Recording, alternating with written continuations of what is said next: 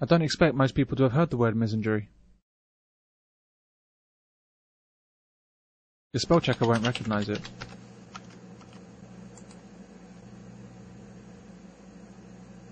The word misogyny, on the other hand, is very well known. Misandry does exist, however, and is there to be seen in media output, in the workplace, in education, in fact, in most areas of life in the Western world. Misandry tells us that men do very bad things, and they do them all the time. They rape women, they molest children, they beat their wives, they sexually harass their colleagues, they're deadbeat dads, they start wars, they can't communicate, they're controlling, they smell, they're hairy, and they don't wash. So who are these men that the media keeps informing me about? I heard they kidnap little children and drink their blood from little plastic cups that they make themselves from detergent bottles. Real live men are nothing like the depiction routinely broadcast on our televisions day after day. I mean, let's be clear here. When I'm at the cash point, I'm looking over my shoulder for men, not women. But the fact remains that the bad that men do pales in comparison with the greatness of men. When you look at the role of men at all levels of society, from leaders to street cleaners, men are fantastic examples of humanity.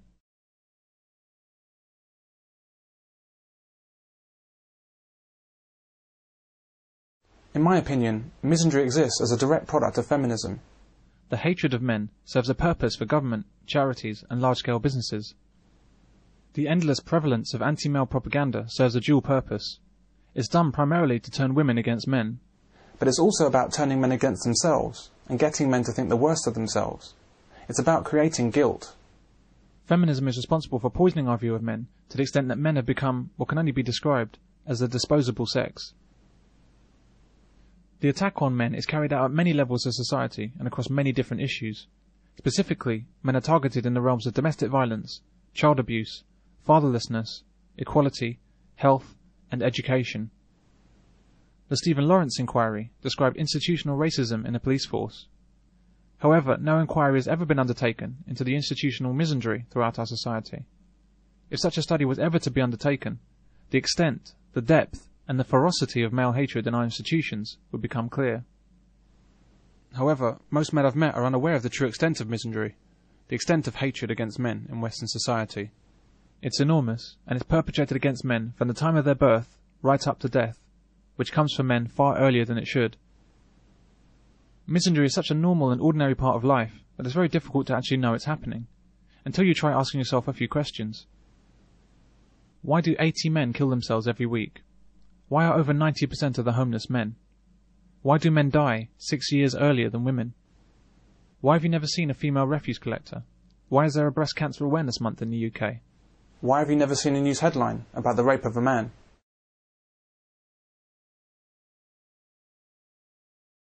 Could men become illegal? Misandry is way too big to appreciate until we take a step back. The first thing to understand is that in our society, men don't actually exist. Men simply do not exist as a group, except where they do something bad. A man from Armagh has been given a life sentence. A man's been found guilty at the Old Bailey of... The man charged with the brutal murder of... A man's been charged with murdering... The same man could be responsible for 2 double murders. 5 to 6 men would rape us for hours. All the suspects are male. The man convicted of killing the former. The man accused of raping and murdering. This tragedy is man-made. Police across the country are hunting this man. There are con men and gunmen, and there are manhunts. The gunmen were branded as terrorists. 1 gunman and 2 accomplices. But when men do good things, or brave things, as they overwhelmingly do day in, day out, or when men are the victims of tragedies, then suddenly the word men disappears into some kind of unmentionable abyss. A Canadian submarine with 57 on board drifts in heavy seas. Royal Navy and RAF assets. Just tell us about the number of people on board. There's 57 crew. There was 9 personnel who reported smoke inhalation. 2 of concern, but none of them require a medevac from the submarine. To reach 13 coal miners who were trapped after an explosion in West Virginia. We believe the individuals might be located. People die on roadworks simply because they're trying to mend our roads and make them better for us.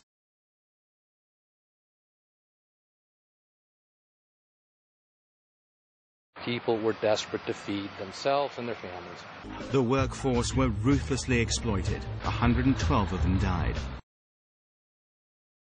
The lives of future passengers depend on the steady hands of these craftspeople and engineers. 2 firefighters have died after a blaze in East London. The pair were on the top floor of the building. 4 RAF crew are feared dead. None of the crew members have been found. 5 soldiers were killed. 4 bodies have been found near. Contact with the crew was lost. 5 members of the regiment were killed. 3 US soldiers died there today, but 9 others have been killed. The soldier was airlifted to Baghdad for treatment.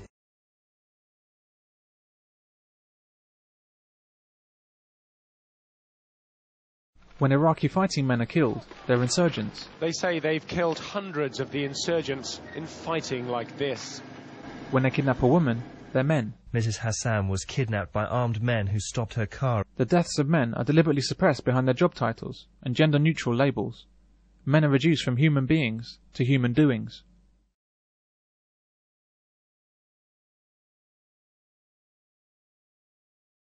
Women, however, certainly do exist, especially when something bad happens. Indeed, tragedies are somehow more tragic when women are affected. 3 students and a female officer among the dead. Many of those who died were passers-by, including 7 women. Hundreds of thousands, mostly women and children, are living in camps with little food and clean water. Hospital officials said women and children are among the dead. BBC has evidence of police attacking women and children. An entire trench was filled with women and children. Mostly women and children. At the roadside we saw women and children. They're being forced to flee. While the women are forced to flee, the men are forced to die. But we hear nothing about that. It's just as accurate to lump men and children together. Why are the deaths of men rubbed out of the public's consciousness?